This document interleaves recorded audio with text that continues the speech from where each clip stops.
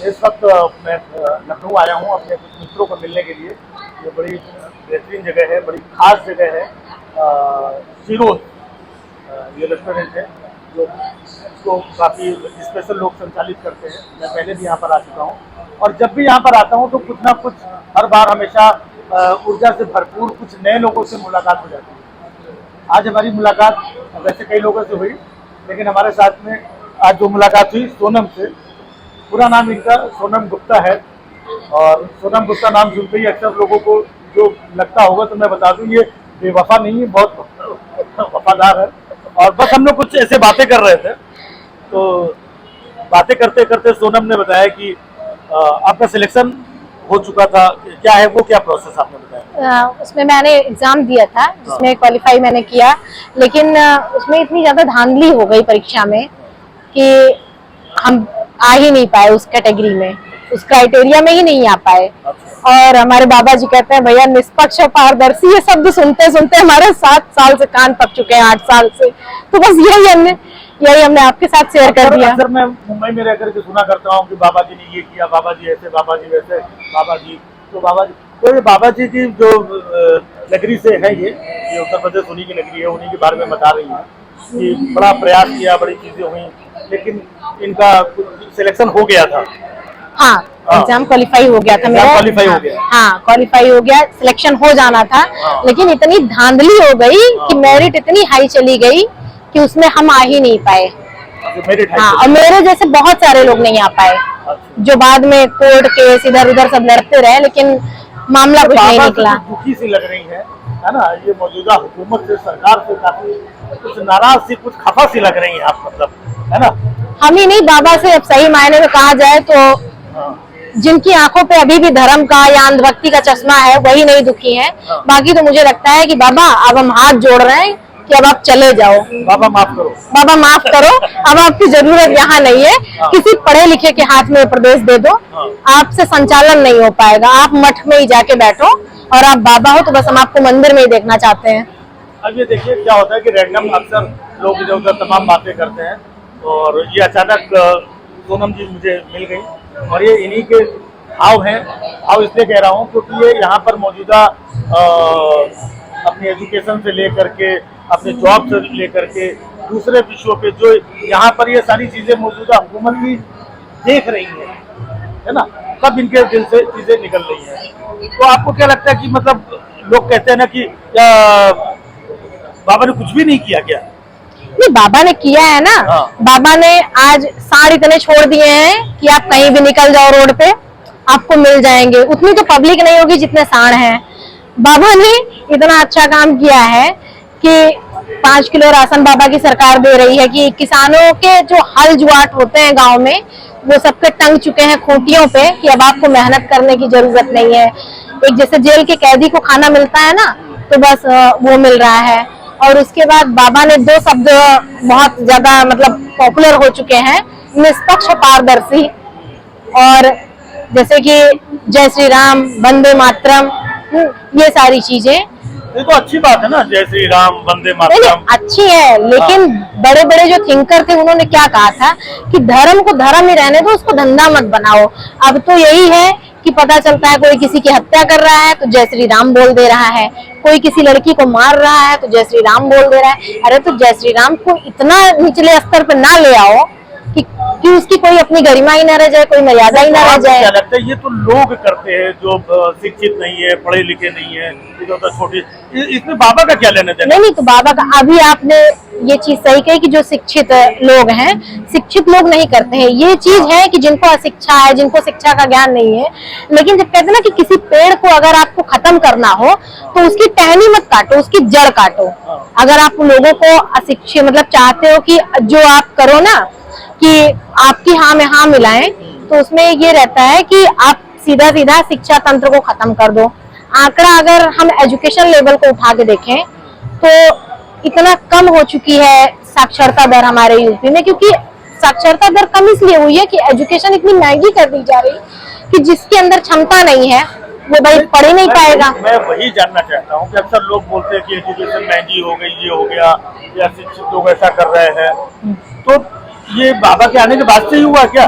शिक्षा तो पहले भी अबे मिली देखो थी, देखो है ना? शिक्षा और ये इस तरीके से नारा लगाने वाले, बदमाशी करने वाले कहता है ये लोग पहले भी थे। नहीं, लोग पहले तो भी बाबा ने इसमें क्या किया है, मतलब क्या एडॉप्ट बाबा किया है? बाबा ने, अगर हम शुद्ध भाषा में कहें तो सोने में सुहागा कर दिया है बाबा ने, कि पहले अगर चीजें कम थी तो बाबा ने आज ज्यादा कर दिया है। अब इससे ज्यादा और हम क्या कह सकते जो हैं। राम को लाए थे, है ना, अब आप सोचो राम को ले आए, है ना, वो कहते हैं कि जो राम को लाए थे हम उनको लाएंगे। अच्छा। तो राम से बड़ा कुछ और है क्या?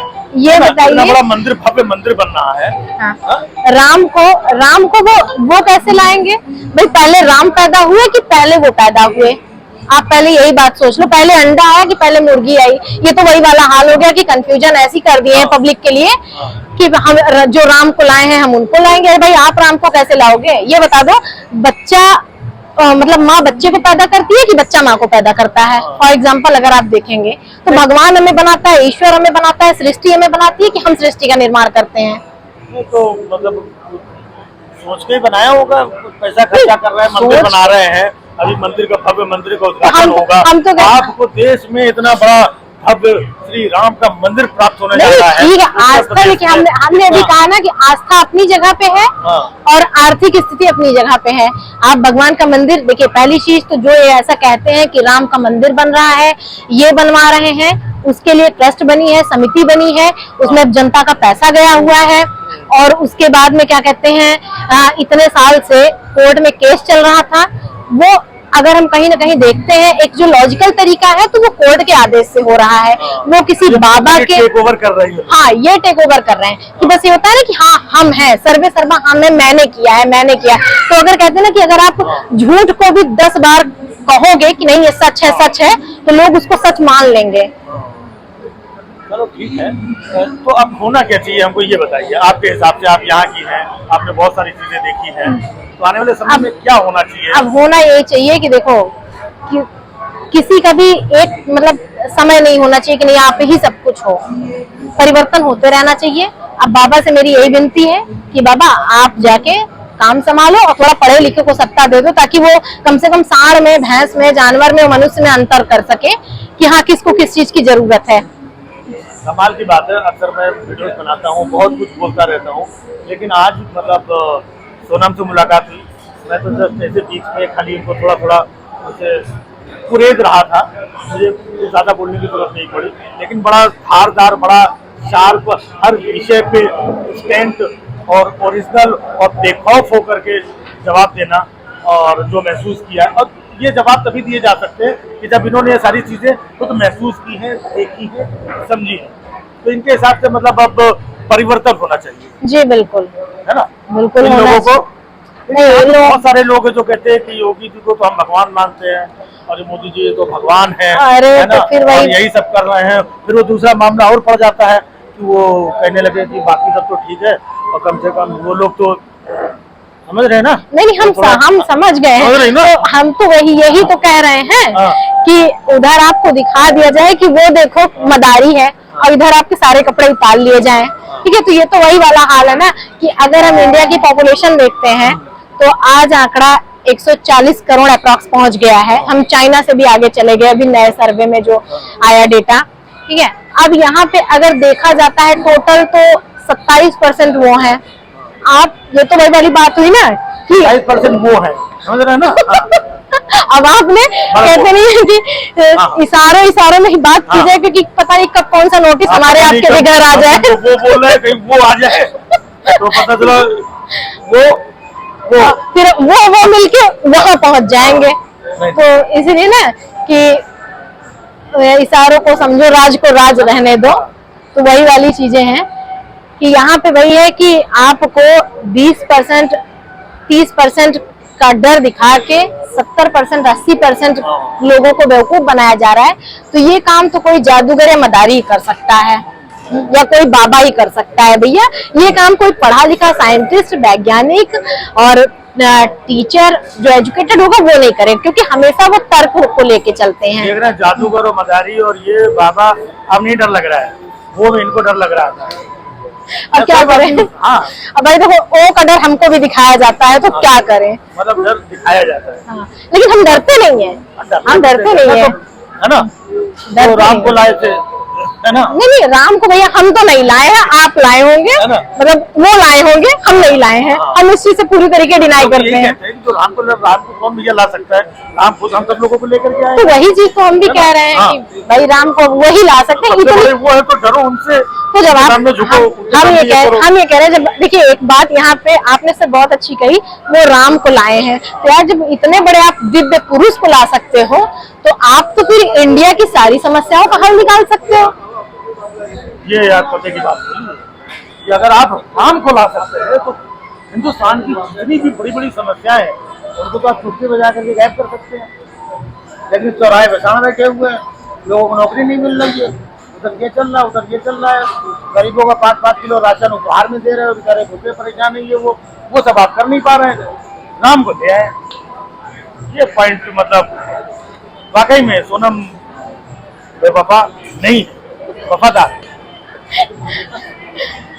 सोनम जी बहुत अच्छा लगा आपसे मिल करके, आपके भाव थे और मैं भी ऐसे मेरे भाव होते हैं, अपने वीडियोस में डालता हूँ, बनाता हूँ मैं।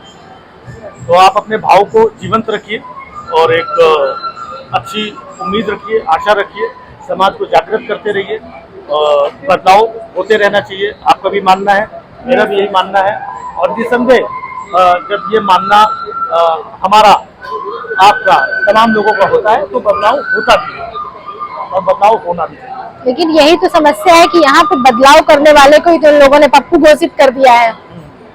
जो बंदा इतना एजुकेटेड, इतना मेरा ये मानना है कि बदलाव घोषित कर दिया, वो तो बहुत कुछ घोषित कर रहे हैं। उन्होंने भी यही घोषित किया ना कि जो राम को लाए हैं वो तो ये घोषित कर रहे हैं कि हम राम को ले आए, तो उनके बोलने से हो गया क्या?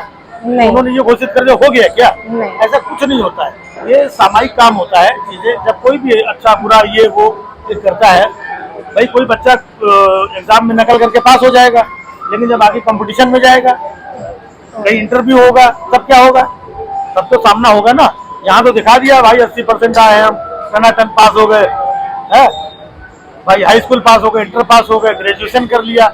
इसके बाद जब नौकरी के लिए जाओगे, इंटरव्यू होगा, तो कहीं ना कहीं एक एक दिन आप कुछ भी करते रहो, आप नकल करते रहो, झूठ बोलते रहो, इनको लाए थे, उनको लाए थे, इनको ये बनाया हाँ, थे, ये तो सीधा सीधा वही निकलता है कि रंगा सियार 4 दिन तक ही होता है, उसके बाद तो फिर पता चल ही जाता है। और अब तो वैसे भी सावन के महीने आ गए हैं, हाँ। भोले बाबा के दिन है, अच्छे अच्छों के रंग धुल जाते हैं सावन में। तो चलिए, सावन का महीना है, तुम लोग भोलेनाथ को याद करते हो, भोलेनाथ ही बदलाव लाएंगे।